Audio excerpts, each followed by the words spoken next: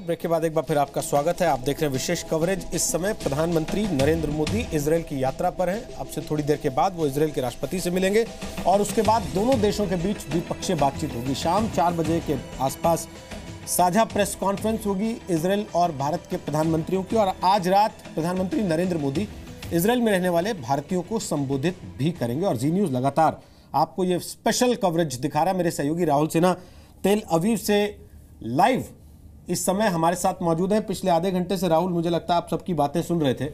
इससे पहले मैं कांग्रेस के प्रवक्ता के पास जाऊं और वापस इस डिबेट में हम आए, मैं आपसे जानना समझना चाहता हूं, अमेरिका में प्रधानमंत्री जाते हैं, जापान में प्रधानमंत्री गए हैं, इसके अलावा कई देशों की प्रधानमंत्री ने यात्रा की जहां आप साथ रहे थे। इजरायल की यात्रा में और बाकी देशों की यात्रा में कितना फर्क देखते हैं आप?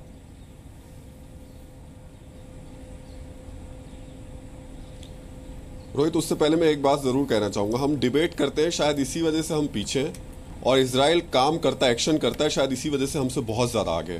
वो लोग जो कहते हैं कि आतंकवाद को लेकर, अलगाववाद को लेकर के इजराइल की सोच बहुत ज्यादा सख्त है और हमें अपने डेमोक्रेटिक वैल्यूज को नहीं छोड़ना चाहिए, शायद यही एक ऐसी मजबूरी है जिसका फायदा आतंकवादी पाकिस्तान लगातार उठा रहे हैं। और इजराइल में इसकी कहीं कोई गुंजाइश है नहीं। इजराइल की पॉलिसी बड़ी सीधी है कि अगर आप उसके देश के खिलाफ काम करेंगे, अगर आप यहां आतंकवाद फैलाएंगे, तो ना सिर्फ आप बल्कि आपके परिवार को भी बख्शा नहीं जाएगा। और इसी वजह से एक छोटा सा देश तमाम आतंकवादी हमले झेलने के बावजूद जितनी तेजी से डेवलपमेंट कर रहा है, जितनी तेजी से विकास कर रहा है, वो हमारे लिए सीखने वाली बात है। और ना सिर्फ यहाँ सिक्योरिटी और डिफेंस को सीखने का मुद्दा है, यहाँ उसने एग्रीकल्चर को भी आगे बढ़ाया है, उसने डेवलपमेंट के हर पैमाने को एक ऊंचाई तक पहुंचाने की कोशिश की है। तो बहुत जरूरी हो जाता है कि इजराइल से हम ये पॉजिटिव चीजें सीखें, समझें। और मुझे लगता है शायद प्रधानमंत्री जब कल पहुंचे यहाँ पर, उन्होंने सबसे पहले यहाँ जाकर के वो एग्रीकल्चर फार्मलैंड देखा, तो शायद भारत के किसानों के लिए एक बड़ी राहत की बात है अगर ये तकनीक वहां ले जाई जाती है। बाकी देशों और यहाँ के मुकाबले प्रधानमंत्री जब इजराइल पहुंचे तो ये तो बहुत सबको पता है कि जिस तरीके का स्वागत किया गया, ये या तो अभी तक अमेरिका के राष्ट्रपति के लिए किया जाता था या फिर पोप के लिए। ऐसी स्थिति में भारत के प्रधानमंत्री के लिए इस तरह का स्वागत होना एक अलग संदेश जाता है। लेकिन उससे भी बड़ा संदेश प्रधानमंत्री शायद यहां से उन लोगों को देना चाहते हैं जो कि आतंकवाद के मुद्दे पर भारत को लगातार घेरने की कोशिश करते हैं या फिर कश्मीर जैसे इश्यूज को भारत के खिलाफ इस्तेमाल करने की कोशिश करते हैं। और हमें यहाँ ये भी ध्यान देना होगा, वो तमाम लोग जो बात कर रहे हैं कि हमें इजराइल से रिश्ते बनाते हुए फिलिस्तीन की तरफ भी ध्यान देना चाहिए, क्या इजराइल कश्मीर पर भारत का समर्थन करता है या नहीं करता? हमें इस बात को भी अपने जहन में याद रखनी चाहिए जब हम इजराइल से अपने संबंधों की बात कर रहे हैं। तो मुझे लगता है, देखिए अब से कुछ देर बाद इजराइल के राष्ट्रपति से मुलाकात है प्रधानमंत्री मोदी की, और उसके बाद में दोनों देशों के प्रधानमंत्री डेलीगेशन लेवल के साथ में टॉक्स करेंगे और लगभग 2:30 बजे के आसपास एक ज्वाइंट प्रेस कॉन्फ्रेंस है जिसमें बहुत कुछ चीजें निकलकर सामने आ सकती हैं। ऐसा बताया जा रहा है कि डिफेंस को लेकर बहुत ज्यादा कोई कॉन्क्रीट फैसले देखने को नहीं मिलेंगे, लेकिन कुछ नई शुरुआत जरूर देखने को मिल सकती है।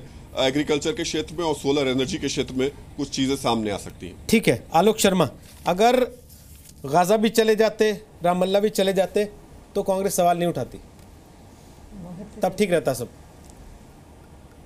नहीं, मैं नहीं समझता कि आप जिस नज़रिए से इसको देख रहे हैं कि पैलेस्टीन को आप केवल एक मुस्लिम कंट्री देख रहे हैं और कांग्रेस के किसी भी सवाल को आप हिंदू मुसलमान में बांट रहे हैं, तो ये आपका संकीर्ण नज़रिया हो सकता, मेरा नहीं है।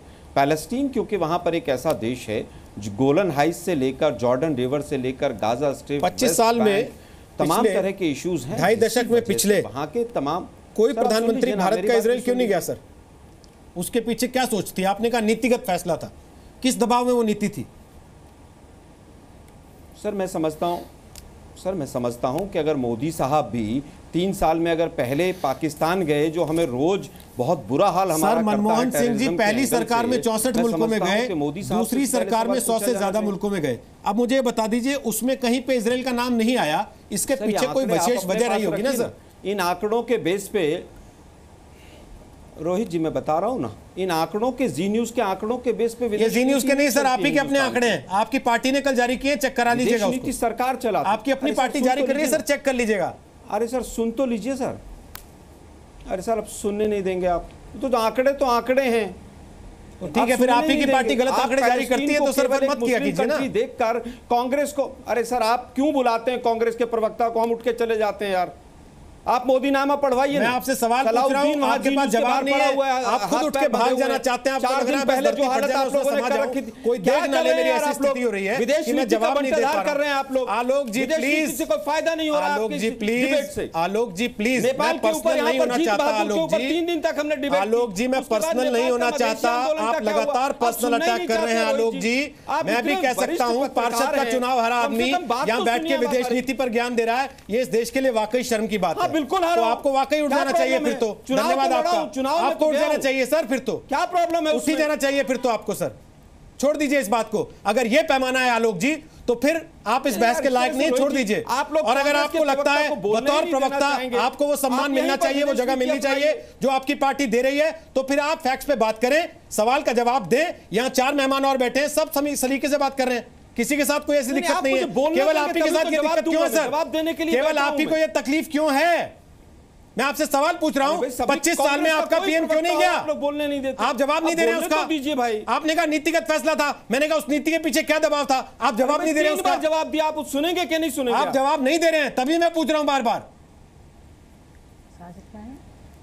अरे भाई, मैंने सबसे पहले वक्तव्य में जवाब दिया कि 25 साल में कांग्रेस नहीं, 13 साल गैर कांग्रेस सरकार भी रही है, और ये कांग्रेस की नहीं सरकार की नीति रही। आपने सुना ही नहीं, आप एजेंडा लेके बैठे हैं यहां पर।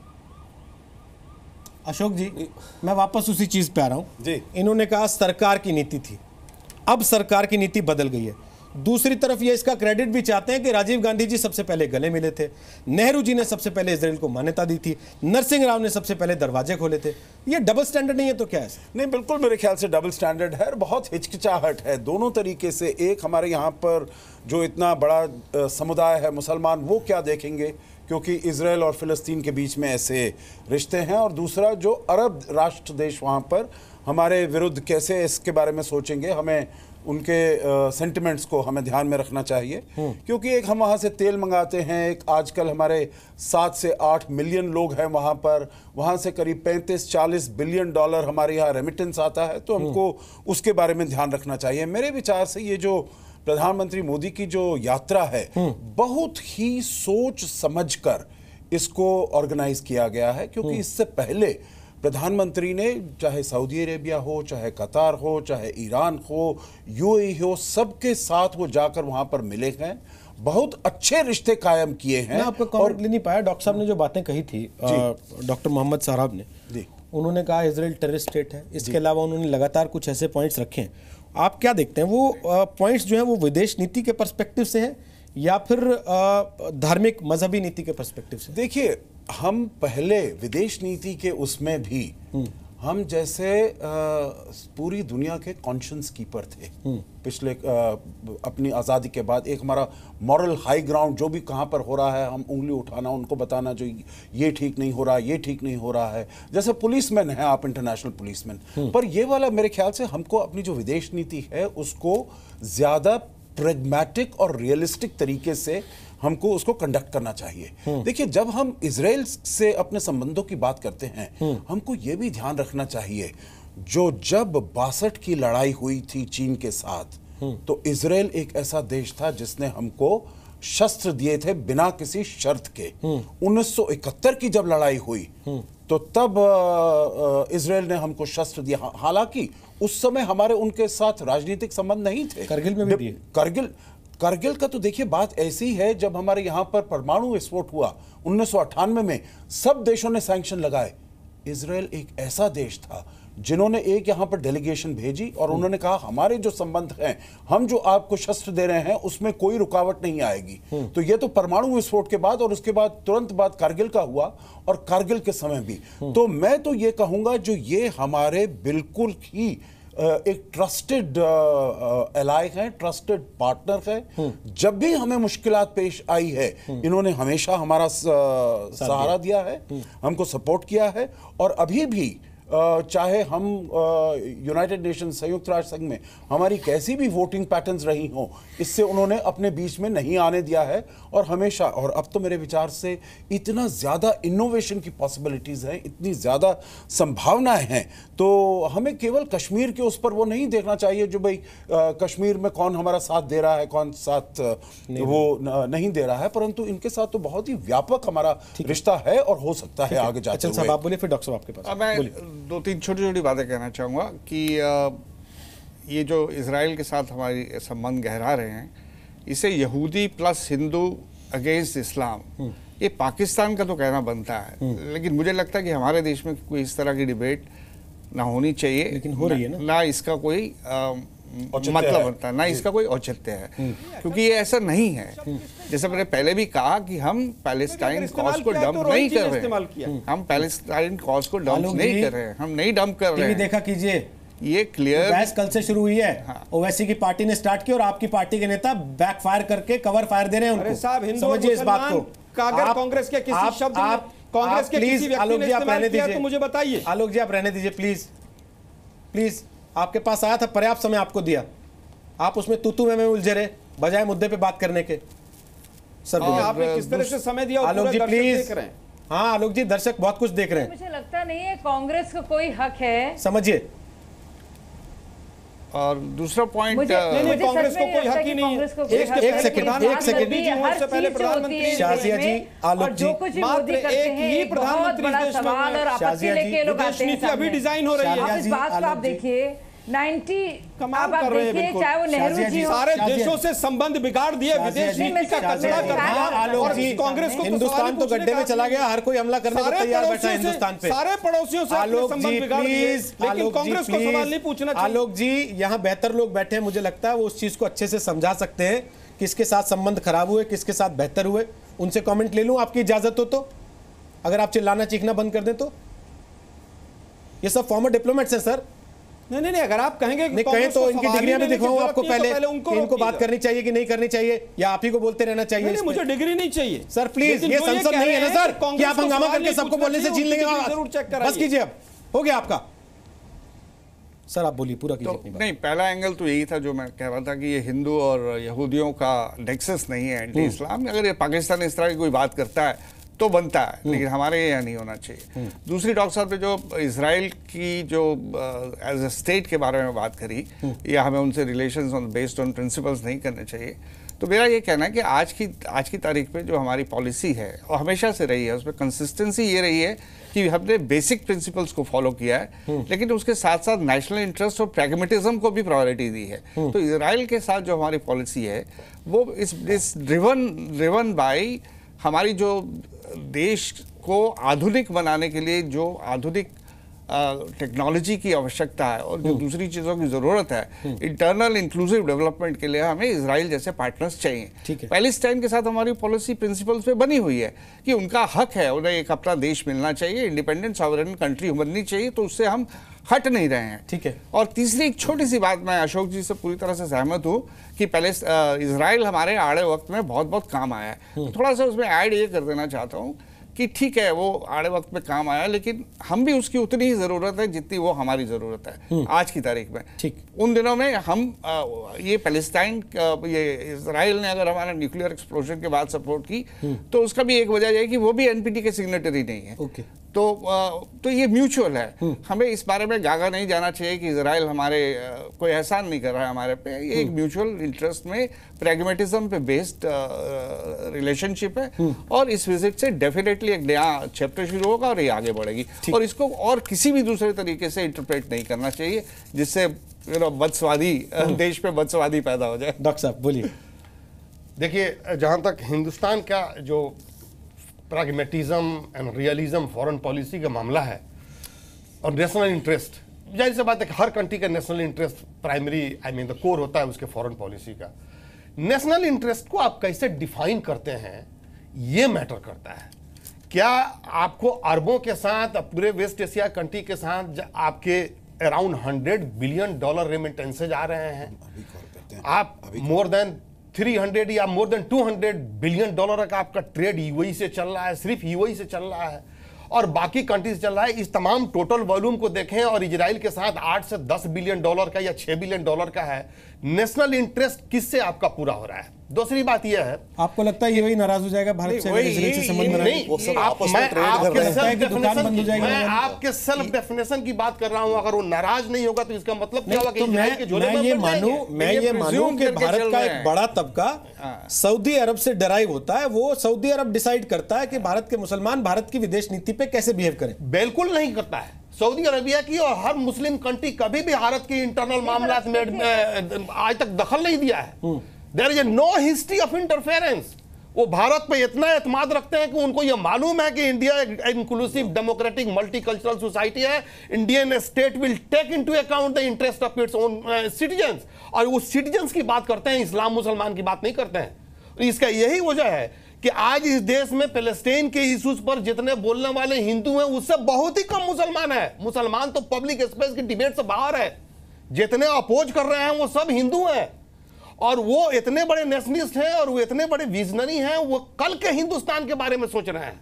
सर आप वो बहुत दूर तक सोच रहे हैं। निकाल रहे हैं कि ये है दूसरी ये नहीं, आप- मैं हम सर आप premature conclusion निकाल रहे हैं कि इस विजिट से पूरा सारा संसार हमसे हमारे खिलाफ हो जाएगा। प्लीज हमको फ्यू वर्ड्स कहने दीजिए। हाँ, कह लीजिए। पूरी दुनिया उसूली तौर पर यह मानती है कि इजराइल ऑक्युपाइड स्टेट है, वेस्ट बैंक जो है ऑक्युपाइड स्टेट है। 1967 के बाउंड्री के बाद उसको ये वेकेट करना हिंदुस्तान तो पड़ेगा इससे आगे बढ़ ताकि गया ना। पैलेस्टाइनियन आज के दौर में हिंदुस्तान इससे 1950 में आगे बढ़ गया। आज के दौर में जिस तरह से ये गवर्नमेंट, जब हिंदुस्तान ने 1950 में मान्यता दे दी इजराइल को देश के तौर पे, सर वो हिंदुस्तान इस सोच से आज आगे के बढ़ गया। दौर में इस गवर्नमेंट जिस तरह आप से इस इजराइल बात के को मानने साथ को जा रही तैयार नहीं है सर।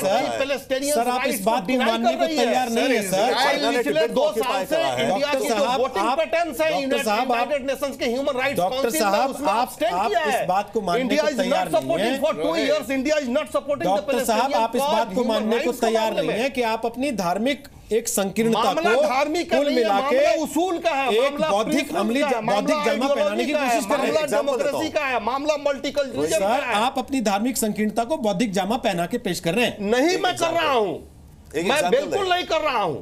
हमने रिलीजन को छोड़ा। मल्टीकल्चरलिज्म और डेमोक्रेसी एंड सेकुलरिज्म के साथ रहने के लिए हमने रिलीजन को छोड़ा है। एक क्विक हमने जितना कुर्बानी दिया इस देश का कोई कुर्बानी नहीं दिया। हमने छोड़ा है, मेरे पास ऑप्शंस था। जब इंडिया चाइना से मेरे बात पास करता है, ऑप्शन था। सर मैं उस बहस में जाना नहीं चाहता। आपको बगैर उस बहस में जाए हुए आज का सवाल का हल नहीं मिलेगा। सवाल आप ही ने छोड़ा है। उस बहस में जाना नहीं चाहता कि इसके पास क्या ऑप्शन था। हमने मुसलमानों को छोड़कर हिंदुओं का साथ गला लगाया था। वो इसलिए